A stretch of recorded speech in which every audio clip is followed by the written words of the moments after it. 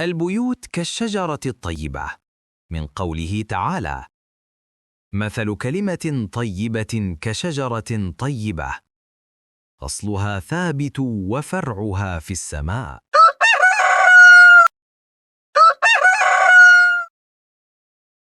السلام عليكم. أنا زهرة وأهلا بيكم في حلقة جديدة من قناة زهرة للتربية والأسرة السعيدة، اللي بنتكلم فيها مع بعض عن حياتنا، عن التربية، عن المسؤوليات اللي أحيانا بتكتر علينا لدرجة نحس إننا تايهين.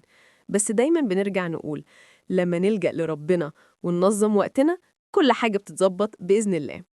النهاردة معانا حوار من القلب بيني وبين بنتي زينة. زينة مش بس بنتي، دي أم شابة لسه بتتعلم إزاي توازن بين شغلها وبيتها وأولادها ونفسها. بتجري طول اليوم، بتحاول ترضي الكل، لكن ساعات بتحس إنها مش قادرة تكمل. تعالوا نسمعها النهاردة وهي تفضفض ونشوف إزاي نحط مع بعض خطوات عملية نرجع بيها التوازن لحياتها، علشان كل أم زي زينة وكل بنت تايهة وسط المسؤوليات تعرف إن الحل مش في الكمال، الحل في التوازن وفي الاستعانة بالله قبل أي حاجة. أنا زينة، أم وموظفة، بحاول أكون مثالية في كل حاجة، بس الصراحة بقيت حاسة إني بدور في دايرة مش بتنتهي. عايزة أكون أم كويسة، زوجة ناجحة، وبنت مطيعة، وشغلي كمان ما يأثرش. بس فين أنا؟ كل يوم بصحى على صوت العيال وبخلص اليوم وأنا مش فاكرة حتى أكلت ولا لأ. حاسة إن الوقت بيجري وأنا اللي واقفة مكاني. ماما زهرة دايما بتقولي النظام والنية الصافية يغيروا الدنيا، فقررت أتكلم معاها وأطلب مساعدتها، يمكن ألاقي عندها الحل. ماما، أنا بجد مش عارفة أعمل إيه. حاسة إن حياتي كلها بقت دوامة مش بتنتهي. بصحى على صوت المنبه وأنا لسه مرهقة من امبارح.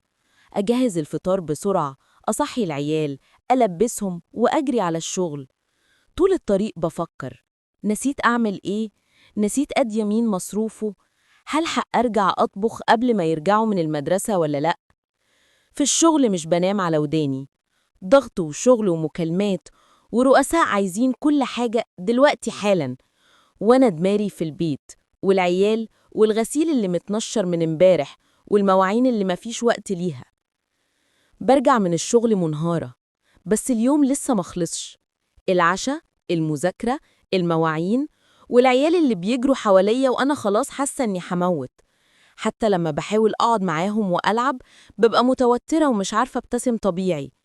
حاسة إن كل حاجة عليا، وإن الوقت بيجري وأنا مش بلحق أعيش. مش فاكرة آخر مرة قعدت مع نفسي أو قريت صفحة قرآن بهدوء أو صليت وأنا مركزة. حتى الدعاء بقيت أقوله بسرعة عشان ألحق أنام. جوزي بقى بيشتكي إني دايما متوترة ووشي مكشر، وأنا مش قادرة أشرح له إن ده مش زعل منه، ده تعب.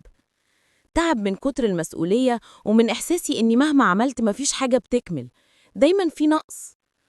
ماما، نفسي حد يعلمني إزاي أنظم وقتي، أوازن بين شغلي وبيتي وعيالي ونفسي.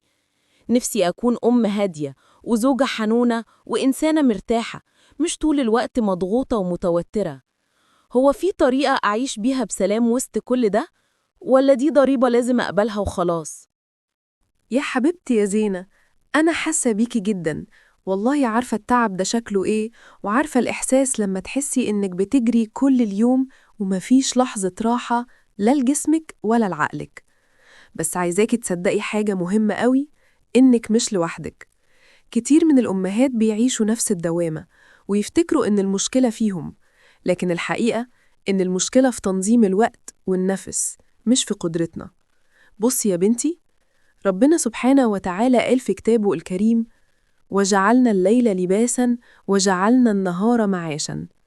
يعني ربنا خلق لنا الليل عشان نهدى ونسكن، والنهار عشان نتحرك ونسعى. بس احنا بنقلبها، بنسهر طول الليل ونجري في النهار واحنا تايهين.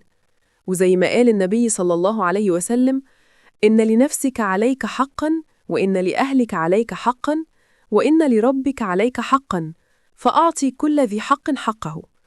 يعني حتى ديننا العظيم بيوازن بين كل الجوانب. مفيش حاجة اسمها ندي الدنيا كلها ونسحب من نفسنا. خليني أقولك يا زينة، الخطوات دي هتساعدك بإذن الله تخرجي من الدوامة دي واحدة واحدة. مش لازم كله يتظبط في يوم واحد، مش لازم البيت يبقى لامع زي الإعلانات. الأهم إنك تبقي هادية وسعيدة وأولادك شايفينك مبتسمة. البيت بيعيش بحالة الأم مش بنظافته بس. الخطوة الأولى: ترتيب الأولويات.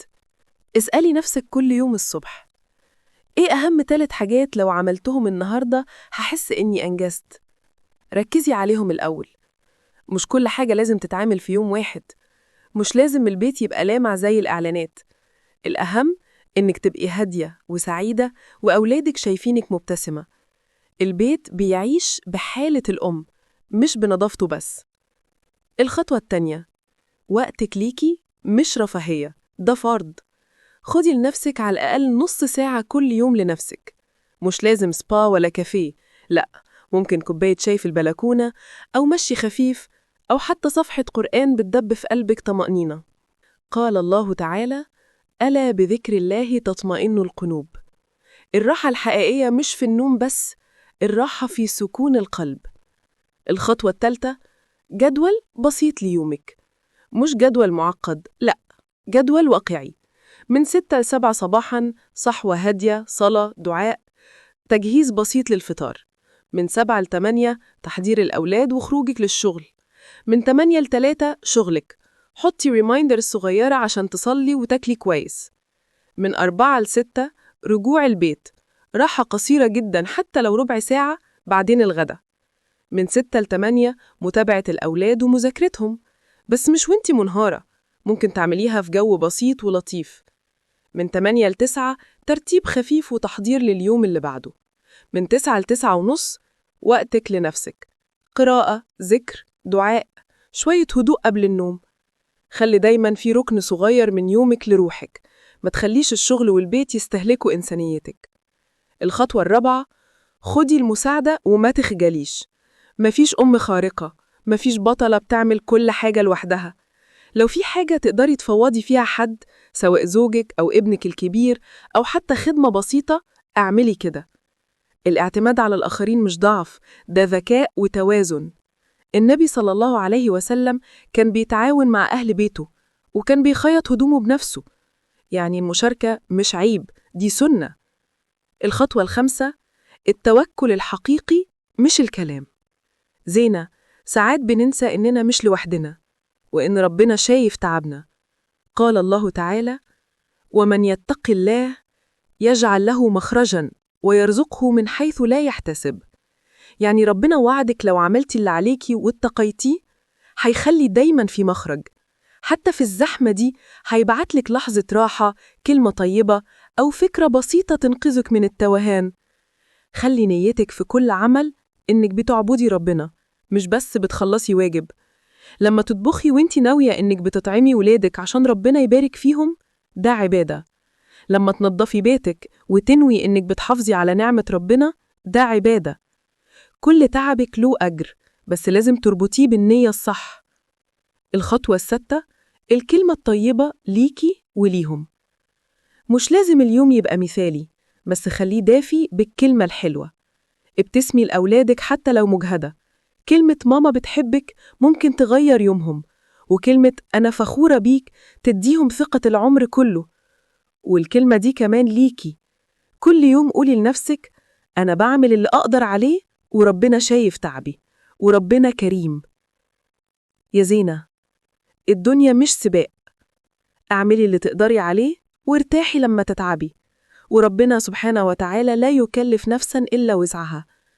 كل خطوة صغيرة بتعمليها في تنظيم وقتك بتقربك من حياة أهدى، وكل ما هتديري يومك بحكمة هتحسي إن بيتك اتغير وأولادك اتغيروا، وحتى جواكي سلام جديد طالع. يا بنات، يا كل أم وبنت وست بتسمعني دلوقتي، الحياة مش سباق ومش امتحان صعب لازم نطلع منه بدرجة كاملة. الحياة رحلة فيها أيام سهلة وأيام تقيلة، بس دايماً ربنا فيها معانا. اللي بيتعب النهاردة ربنا شايفه، واللي بيعيط من ضغط المسؤولية ربنا سمعه. قال تعالى: وهو معكم أينما كنتم. الكلمة دي كفاية تخلي قلبك يطمن، مش لوحدك أبداً. افتكري دايماً إنك لما تصحي بدري وتصلي الفجر، يومك بيتنظم من أول لحظة. الصلاة دي مش بس عبادة، دي نظام حياة، هي أول خطوة في التوازن.